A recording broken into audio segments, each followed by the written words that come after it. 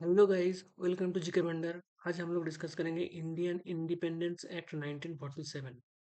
Last video में हम लोग डिस्कस किए थे गवर्नमेंट ऑफ इंडिया एक्ट 1935, जो कि एग्जाम पॉइंट ऑफ व्यू से बहुत ज़्यादा इंपॉर्टेंट है। जरूर जगह विजिट करना और वहाँ से पढ़ लेना। सारा इंपॉर्टेंट पॉइंट वहाँ पर कवर किया गया है। आज हम लोग डिस्कस करेंगे इंडियन इंडिपेंडेंस एक्ट ऑफ 1947, मतलब हमारा भारत जब इंडिपेंडेंट हो गया है, 1947 में इंडिपेंडेंट हो रहा है, उसी टाइम का ये एक्ट है। इस एक्ट के माध्यम से हमारा भारत को क्या होगा, मतलब इंडिपेंडेंस मिलेगा। ठीक है। इसी एक्ट के दौरान क्या हुआ, declared India as independent and sovereign. ठीक है। कब कब से ऐसा है, कब से हमारा भारत इंडिपेंडेंट है, कब से हमारा भारत सॉवरियन है? फ्रॉम अगस्त 15 1947।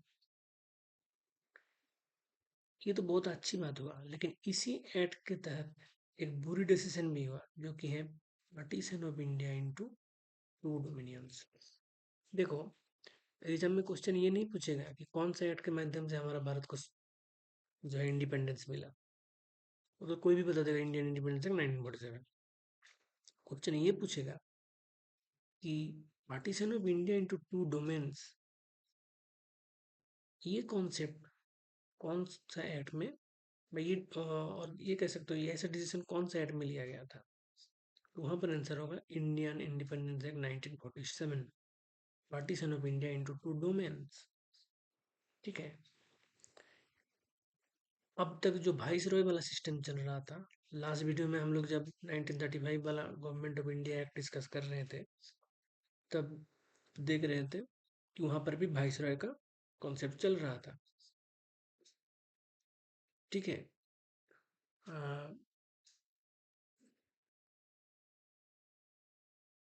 1858 में जो गवर्नमेंट ऑफ इंडिया एक्ट था, वहां पर हम देखे थे वाइसरॉय था लॉर्ड कैनिंग, जो कि फर्स्ट वाइसरॉय ऑफ इंडिया था। 1909 में जो जब हम लोग government of India act discuss कर रहे थे, तब वाइसरॉय कौन था? Lord Minto. लॉर्ड मिंटो और क्या कहलाते हैं?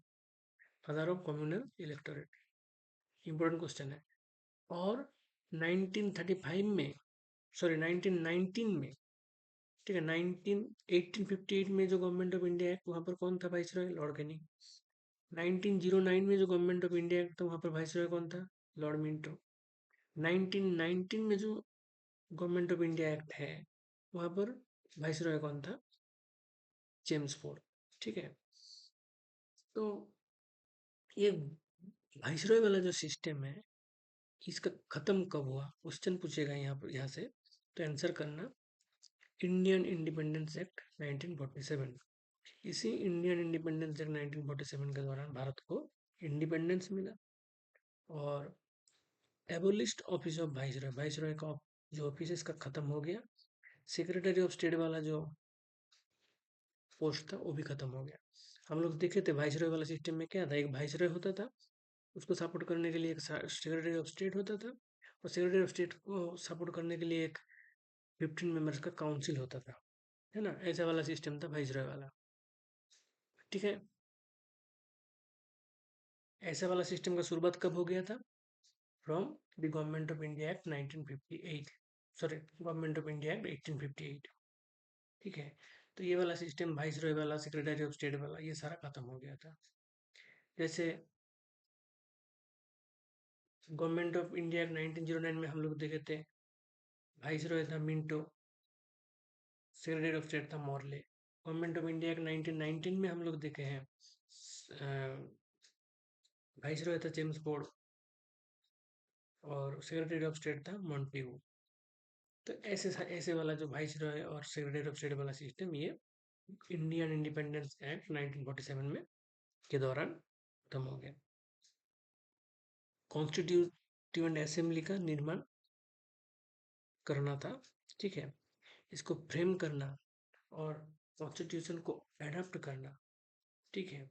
इसमें लॉ एक्ट जो भी है, इनको इंक्लूड करना। ठीक है। ये सब जो है, ये सब का चर्चा भी इंडियन इंडिपेंडेंस एक्ट 1947 में हुआ था। ठीक है। क्या क्या हुआ था इंडियन इंडिपेंडेंस एक्ट 1947 के दौरान? कॉन्स्टिट्यूएंट असेंबली का फॉर्मेशन, उसका फ्रेमिंग, कॉन्स्टिट्यूशन को एडॉप्ट करना, लॉ को इंक्लूड करना, इसमें इंडिपेंडेंस एक्ट को भी इंक्लूड करना था। ठीक है, ये सब किस में आ जाता है? Indian Independence Act 1947। यहाँ पर इसके माध्यम से drop the title of emperor of India. ठीक है, अब इंडियन इंडिपेंडेंस एक्ट 1947 के दौरान एम्परर ऑफ इंडिया का कोई कॉन्सेप्ट नहीं रहा, ये ड्रॉप हो गया। और first governor general of India हो गया लॉर्ड माउंटबेटन। ये पर थोड़ा गलती है, first governor general of India तो लॉर्ड माउंटबेटन नहीं है, है ना। First governor general of India होता है लॉर्ड विलियम बेंटिंक। यहाँ पर होगा first governor general of independent India. ठीक है, first governor general of independent India हो जाएगा लॉर्ड माउंटबेटन।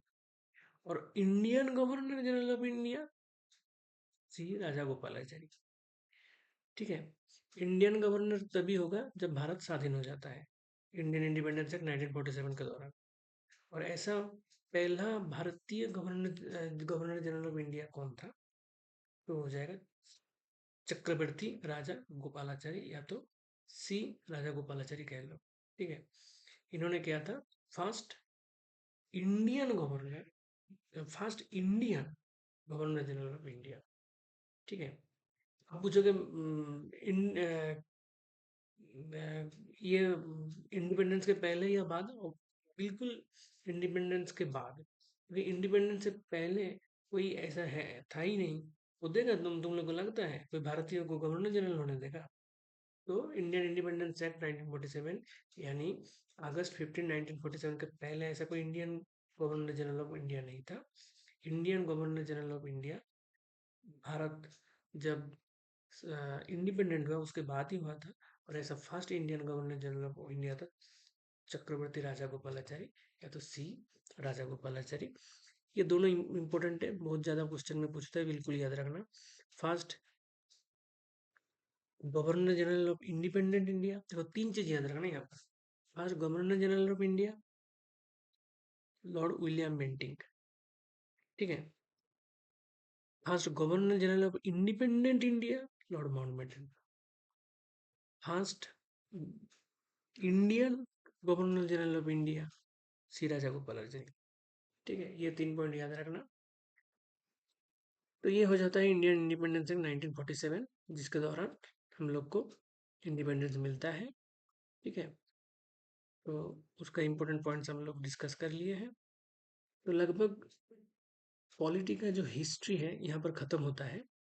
आगे जो वीडियोस होगा वहाँ पर हम प्रियम्बल वगैरह पॉलिटी का जो और कॉन्सेप्ट है वो कंटिन्यू करेंगे। तो ऐसे अपडेटेड रहने के लिए जीके वेंडर यूट्यूब चैनल को जरूर सब्सक्राइब कीजिएगा, बहुत इंपॉर्टेंट इंपॉर्टेंट वीडियो यहाँ पर आते हैं। सो गाइस स्टे ट्यून, और लास्ट तक देखने के लिए बहुत बहुत धन्यवाद। Thank you all.